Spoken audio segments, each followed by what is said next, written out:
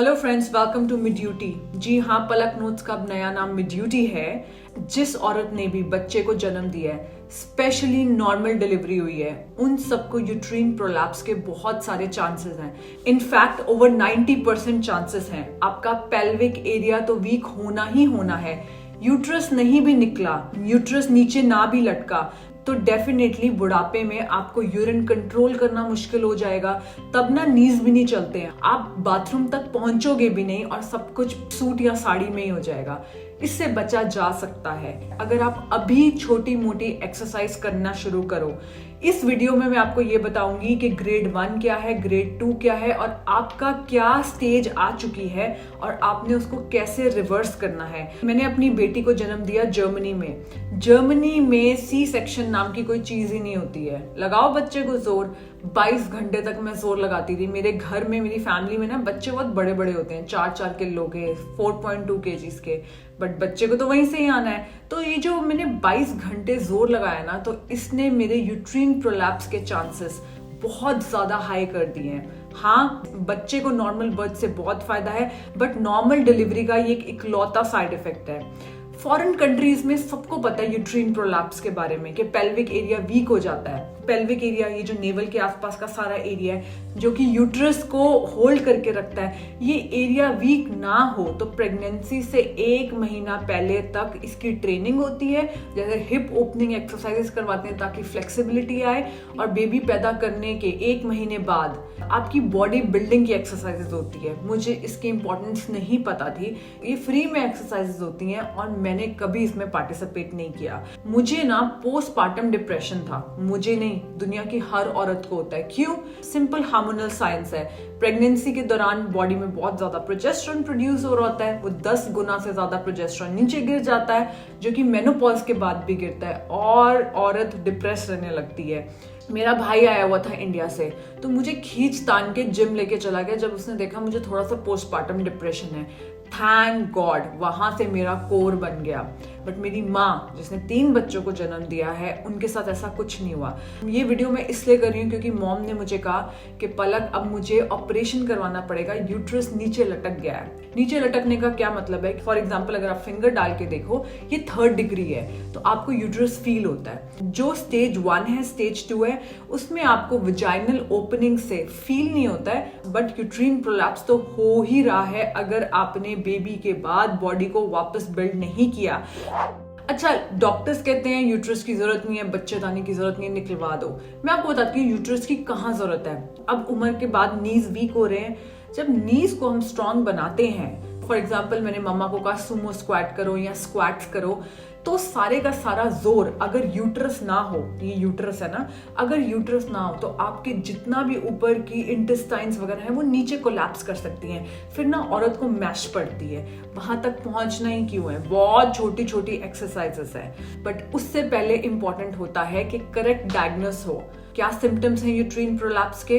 Stage 1 अगर बच्चे को जन्म दिया है, हम सबको है। स्टेज 2 पे क्या होता है? आपको आपकी नेवल के जो नीचे वाला एरिया है ना, वहां पे एक बल्ज दिखने लगता है और आपका जो पेल्विक एरिया है वो आपको फुल लगता है। इसके कारण कई बार कॉन्स्टिपेशन और लोअर बैक पेन भी आ जाती है।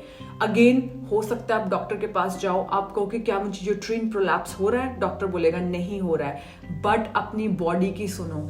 इसीलिए मैंने टीम बनाई है जो कि आपकी 869990 86991 पे कॉल्स लेती है, आपको फर्स्ट स्टेज से ही वापस लेके आती है।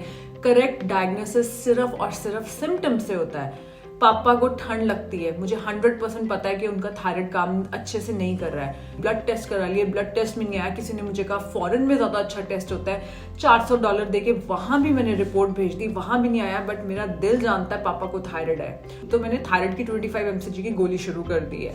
अब मैं आपको ये बताती हूँ कि अगर आपको 2nd स्टेज यूट्रीन प्रोलैप्स हो गया है, आपने एक्सरसाइजेस कौन सी करनी है।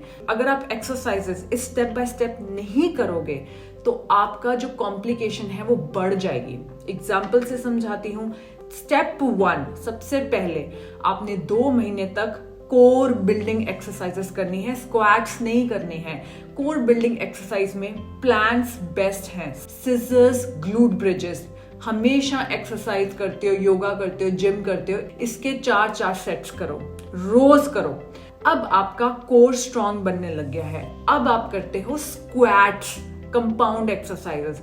बट स्क्वाट्स में भी एक चीज ध्यान देना, मैंने ना अभी चैलेंज चलाया था वंडर वुमेन में कि रोज के 50 स्क्वाट करने हैं। कुछ औरतें टांगे ऐसे रख के स्क्वाट करती हैं, कुछ टांगे ऐसे रख के स्क्वाट करती हैं। जब आप ऐसे रख के स्क्वाट करते हो आपकी इनर थाई स्ट्रांग होती है, जब आप ऐसे करते हो तो आपका क्वाड स्ट्रांग होता है। बट अगर आपको यूट्रीन प्रोलैप्स है, ठीक है, मतलब यूट्रस नीचे को लटकने वाला है और आप टांगे ऐसे खोल के नीचे वेट लगाओ, क्या होगा, यूट्रस और नीचे आ जाएगा। सो गाइस, बहुत इंपॉर्टेंट है कि आप स्टेप बाय स्टेप एक्सरसाइज करो। जब आपको 1 साल हो गया है कोर बिल्डिंग करते हुए, स्क्वाट्स करते हुए, अब 1 साल बाद जितनी भी एक्सरसाइज है जिसमें टांगे खोलनी है या फिर अपने को नीचे पुश करना है, जैसे कि जब हम डिप्स करते हैं, डिप्स में ऐसे पकड़ के नीचे पुश करते हैं, वो 1 साल बाद करनी है और आपका पेल्विक एरिया स्ट्रांग होने लग जाएगा, स्टेज 3 से स्टेज 2 से स्टेज 1। इसके अलावा आपने क्या करना है, अगर आपको स्टेज 3 है, मतलब अंदर फिंगर डालने से आपको फील हो जाता है यूट्रस, तो आप योनी एग्स यूज कर सकते हो। योनी एग्स जो स्टोन्स होते हैं उसके 3 अलग अलग साइजेस आते हैं। सबसे पहले आप सबसे हल्का वाला डालते हो, उसके बाद थोड़ा सा हैवी डालते हो। क्यों? आपके पेल्विक मसल्स को उसको पकड़ के रखना है। अगर आप भारी स्टोन, मतलब भारी पत्थर अंदर डाल दिया तो नीचे गिर जाएगा। जब आपका पेल्विक एरिया स्ट्रांग होने लगता है तो वो पकड़ के रखता है उसको। योनी एग्स करके आप इंटरनेट पे पढ़ सकते हो। ये एग्स अगर वेरी हाई क्वालिटी में लिए जाए तो ये आपकी जो सेक्सुअल डिजायर्स हैं, आपके जो चक्रास हैं, उनकी एनर्जी को बैलेंस करता है, आपका लिबिडो बढ़ाता है और आपके पेल्विक एरिया को स्ट्रांग करता है। इसके अलावा स्टेज 3 है, आपको जितने भी ड्यूरेटिक्स हैं, मतलब जो कि बॉडी से पानी निकालते हैं, जैसे कि अल्कोहल हो गया, कैफीन हो गया, ये कम लेने हैं। और एक और चीज है इंटरनेट पे, विजाइनल पेसरी, ये एक रिंग सी होती है, ये अंदर लग जाती है। आपके जितने भी पेल्विक ऑर्गन्स हैं उनको स्ट्रांग मिले, आप इसको पहन के इंटरकॉर्स कर सकते हो, बाकी इंटरनेट पे पढ़ सकते हो।